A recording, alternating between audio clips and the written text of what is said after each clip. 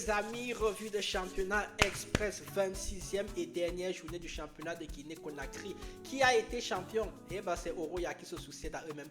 22e titre et celui-ci n'a pas été facile du tout parce que c'est Afia qui leur donne le titre dans les dernières journées. Afia qui a complètement craqué, mais Oroya a été très bon.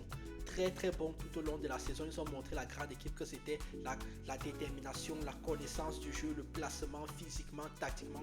Tout l'environnement du club a été très bon. Donc je félicite tout l'environnement du club parce que c'est pas facile d'être champion, quelles que soient les divisions, quelles que soient les compétitions. Donc chapeau à eux.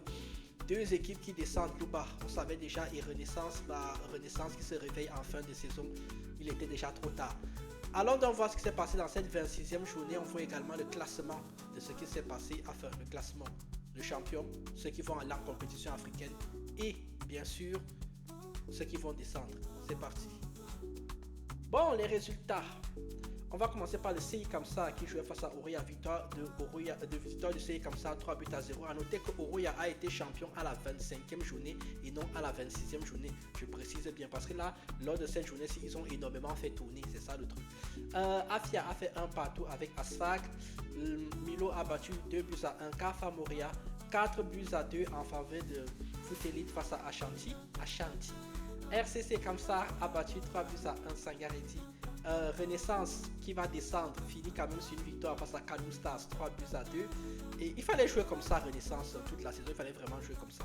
Et enfin Luba finit également sur une victoire en battant Wakri à 1 but à 0. Vous aussi il fallait jouer comme ça.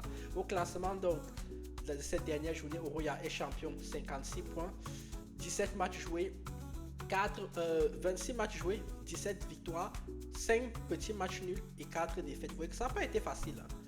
Afia est deuxième avec 52 points, le CI Kamsa est troisième avec 48 points. Allons donc voir ce qui se passe en bas du classement. Renaissance descend avec 26 points à 2 petits points de Kafa Moria qui s'en tire très bien. Heureusement qu'il n'y a pas une journée supplémentaire.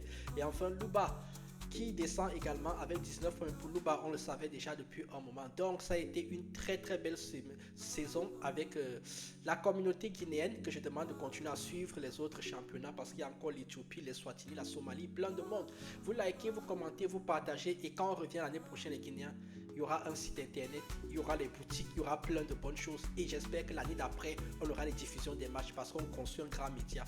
Encore félicitations à Oroya. Que vous demandez le plus, moi je vous dis, je vous laisse avec le programme, je vous dis tchuss.